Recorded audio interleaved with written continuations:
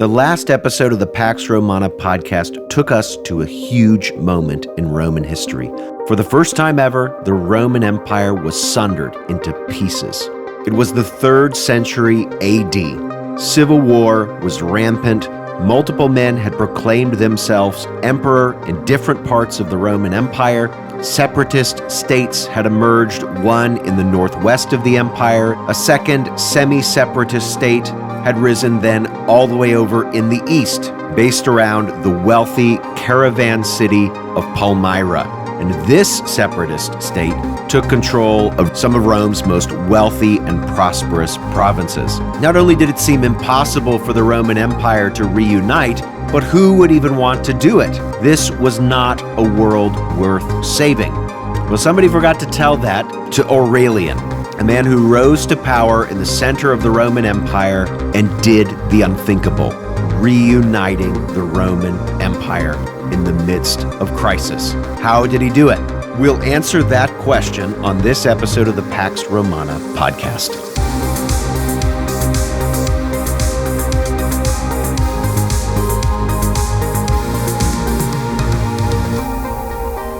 Episode 77, Aurelian and the Restoration of the Roman Empire. As you'll recall from the last episode, so many events were triggered in 260 AD. This is when the Persian king Shapur captured the Roman emperor Valerian at Edessa. Never before had a Roman emperor been captured by a foreign enemy. Not long after capturing Valerian, Shapur would retreat back eastward, in no small part because of the rise of the Palmyrene Empire, the separatist state in the east. The leader of that state was, as we saw last time, Odenathus. He was able to capture Edessa, Nisibis, and Carrhae, perhaps even reaching as far down the Euphrates as the city of Ctesiphon, which was well into Sassanid territory by around the mid-260s. And for these achievements, Gallienus, the emperor who was ruling at Rome, the son of Valerian, rewarded Odenathus with titles like Dux, that's leader, a title that was originally taken by Augustus, as well as Corrector Totius Orientis. And this title means something like the man to put to rights the Eastern world. It's a way of saying that Odenathus was more than just a governor, but was not necessarily independent of the Roman Empire. Gallienus, of course, could say that all he wanted. In reality, Odenathus was a power unto himself. Gallienus needed the alliance with Odenathus because he had to deal with the other separatist state in the west. This was Postumus's Gallic Empire, and we also talked about that in the last episode as well. Gallienus was constantly dealing with invasions of Germanic and Gothic and Celtic peoples across the Danube, and he was eventually murdered by his own generals in 267 AD. One of those men, who would come to be known as Marcus Aurelius Claudius, almost certainly an entirely made-up name. His name was probably something else, but he wanted to have names of previous Roman emperors, so he picks Marcus Aurelius and Claudius. That man was really just a cavalry commander, one of the conspirators against Gallienus, and he appeared to have the strongest claim for power, that is, the most loyalty from his immediate soldiers, to take over after Gallienus. Claudius was somewhat successful in the central part of the empire. Most of the wars that he fights, as was the case with Gallienus, would be in the area currently known as the Balkans, the troubled provinces in the center of the Roman Empire. And Claudius might have carved out a much stronger legacy had he not succumbed to an outbreak of disease in 270 AD. Claudius's brother, his name was Quintillus, was then made emperor by the soldiers there in the Danube area, and the Senate acknowledged him as emperor, but he would face a threat from the main character in our episode today, Aurelian.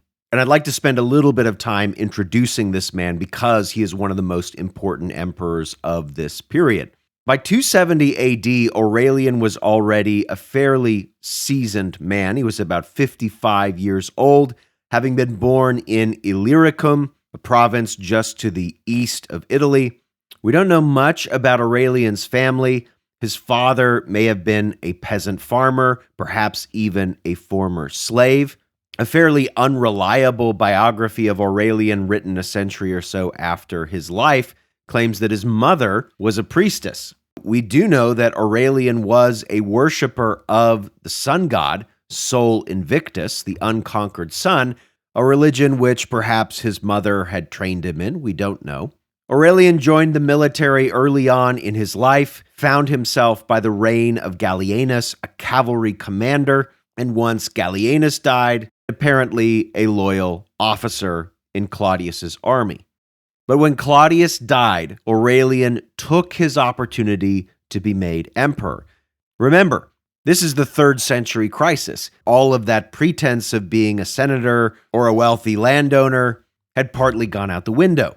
As long as you could command a legion or two, you could make a legitimate claim at emperor. And Aurelian, at this point, by 270, had built up enough capital with the legions in the Balkans to make an attempt at real power. In September of AD 270, he claimed that Claudius's brother, Quintillus, was not the legitimate emperor, and Aurelian took his army to Italy to settle the matter with swords. Quintillus's claim to power was just through his brother. He did not have the loyalty of the legions, and we don't know exactly what happened to him, but he didn't end up fighting Aurelian because either his troops killed him or he committed suicide, realizing that he was not going to win. And so before 270 was over, Aurelian had emerged as the sole emperor in the central part of the Roman Empire. Aurelian is described in his biography as a brutal, violent man. He was not interested in diplomacy. Armies of numerous northern tribes, Alemanni, Euthungi, and Vandals, all came into the central Roman provinces like Pannonia in 270 and 271, and Aurelian won a string of battles, destroying a large part of the invading force, and he even cut down survivors rather than ransom them as prisoners of war. By the end of 271 and the end of the campaign season, Aurelian returned to Rome. In that city, he began constructing a large wall. Rome had not needed its wall for foreign invaders for centuries. No foreign army had successfully attacked Rome since the Celtic invasion of the early 4th century BC. But Aurelian had been fighting foreign invaders in northern Italy. It was not unreasonable to think that a sizable army of Germanic and Celtic tribesmen could penetrate all the way down to Rome. And so the walls of Rome needed to be expanded and improved. Aurelian built 12 miles of walls around Rome. They are still visible in parts of the city today. These walls are thick and tall. They encircled many parts of Rome that were outside the old wall, such as the Field of Mars, where Roman soldiers traditionally mustered before being sent out to fight in the provinces. Aurelian's walls would take several years to complete. While in Rome, Aurelian resumed government handouts to the population and even expanded them. For centuries now, Roman men had been entitled to a measure of grain every month, and to this, Aurelian added pork. The emperor also restored the Roman coinage. If you listen to the episode on the collapse of the Roman monetary system, you'll learn that the Roman silver coinage was no longer really silver. It had about 5% or less silver, just a quick silver wash on an otherwise copper coin.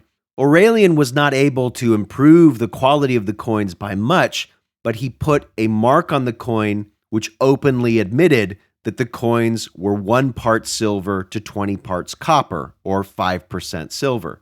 Prior to this reform, anybody who used money seemed to have been forced by law to pretend that this heavily debased coin was worth way more than it was. Nobody, as a result, wanted to use the coinage. People were probably bartering, trading favors with each other, using any media of exchange they possibly could, including making direct exchanges, to avoid using the imperial currency.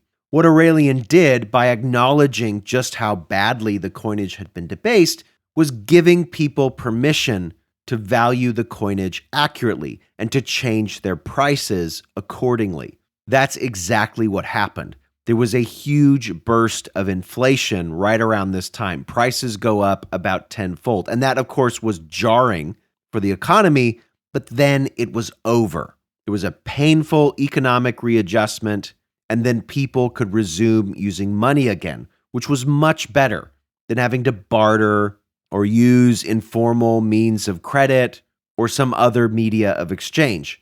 And I'm sure that you've heard about large hordes of 3rd century Roman coins being found in parts of Europe, especially in England. We're talking hordes of tens of thousands of Roman coins from the mid-3rd century. One of the theories about why these hordes were buried and then left is that as a consequence of Aurelian's revaluation of the coinage, suddenly all those older 3rd century coins were now worth a lot less, maybe even less than the metal that made them up. And so people collected huge numbers of them, perhaps to melt for their metal. Not everybody was happy with Aurelian's change to the coinage. We are told in several sources that the mint workers in Rome rebelled against Aurelian. We don't have any details about what they were upset about. It could be the case that the mint itself was skimming precious metal out of the coinage or benefited in some way from the old system, and when Aurelian changed the system, making the money more honest, that the mint workers, maybe the equivalent of the Roman deep state, were now unable to continue their grift. The mint workers rioted, and they roused thousands of other people in the city, but they were messing with the wrong emperor. Aurelian was not diplomatic or interested in negotiating. He brought his soldiers into the city and mowed them down, killing perhaps as many as 5,000 to 10,000 people in the city of Rome, putting down the riot with a level of ferocity that probably took the mint workers and their compatriots by surprise. So with the currency crisis temporarily resolved, the wall built around Rome, Aurelian decided to deal with the separatist states and to unite the Roman Empire once again. The more prosperous part of the empire was in the east. This was controlled by the queen, Zenobia. By early 272, Aurelian had marched all the way over to Antioch. There, Zenobia met him with her forces and was defeated.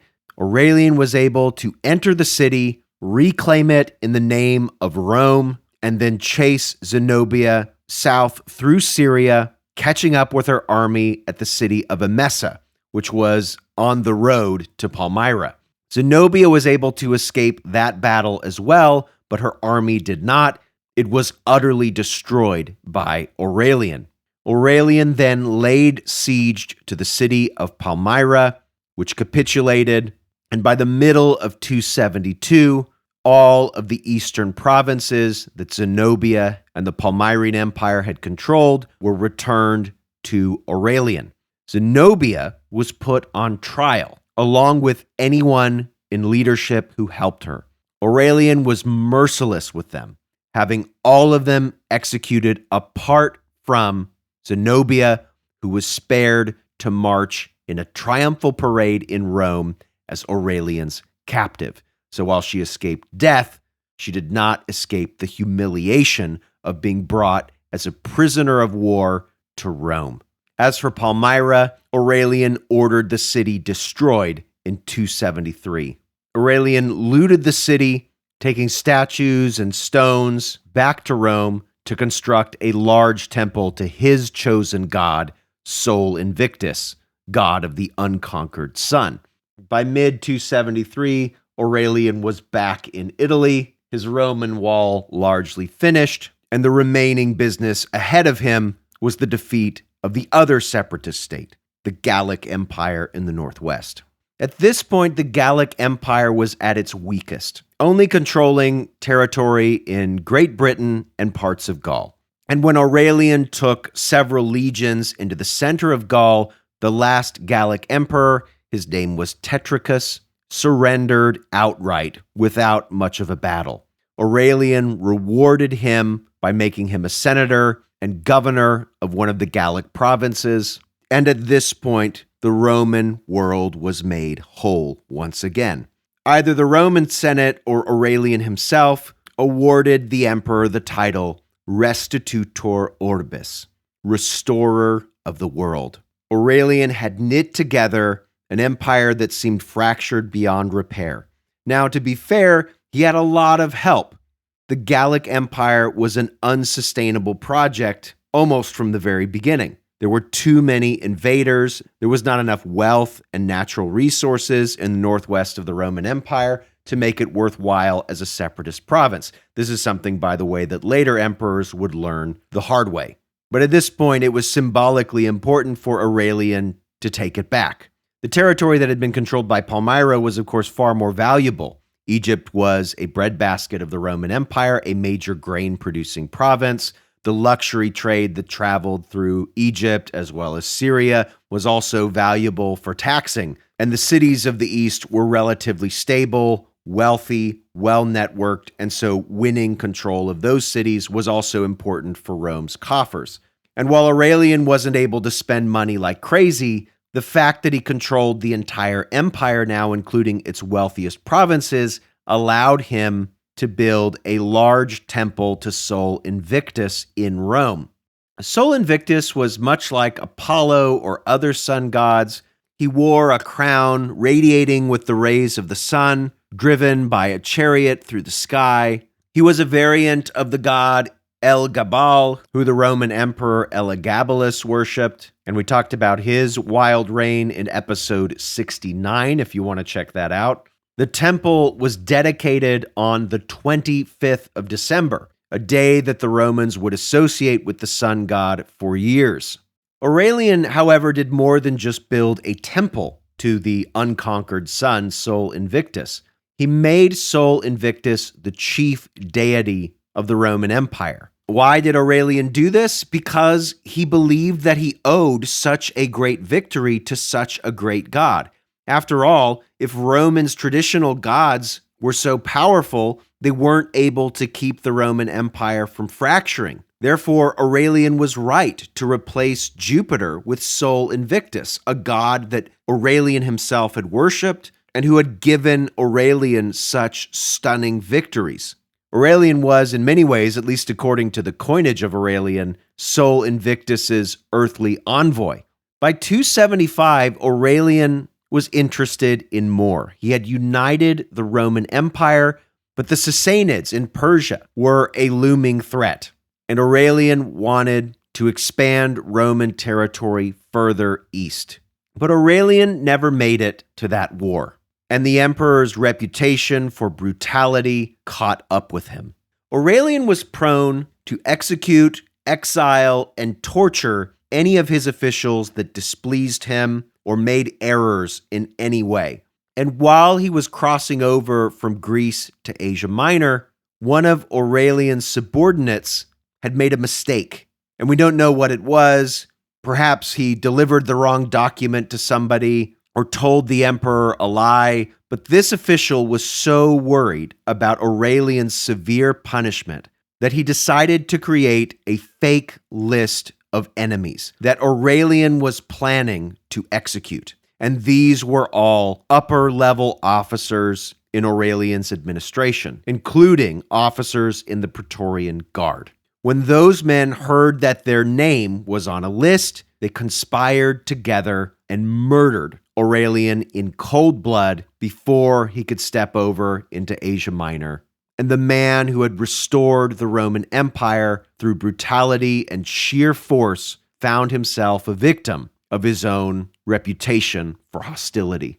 Aurelian's wife, Severina, appears to have ruled the empire for a brief time right after the death of her husband Aurelian, because several coins were minted that appear to date after the death of Aurelian. They don't mention Aurelian's name, and instead they show a female figure named Severina calling her Augusta and speaking to the harmony of the soldiers.